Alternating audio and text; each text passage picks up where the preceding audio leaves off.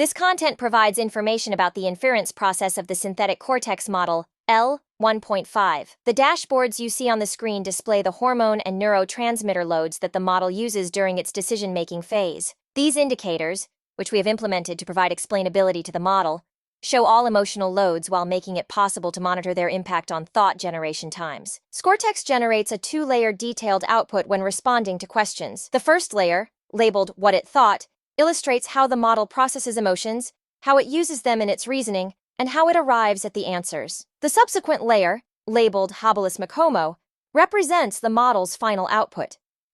The model shapes its outputs, decisions, and style by taking into account both its own internal emotional loads and the positive, negative, or neutral dominance of the user's input. It performs reasoning within this context. Therefore, under the What It Thought label, you can observe that the model also attempts to infer the user's emotional state. When examining the other indicators, you can see from the graphs that emotional values are stored in lists and their derivatives are calculated. This allows the model to track how the emotions it generates change over time during the conversation, revealing instinctual behavioral patterns.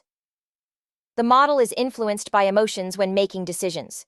For instance, emotional loads capable of producing combinations such as motivation, excitement, or stress can enable the model to delve deeper into specific topics and reason. The derivatives of these emotions, in turn, trigger cognitive behavior patterns, restructuring the output altered by emotions and creating contextual diversity.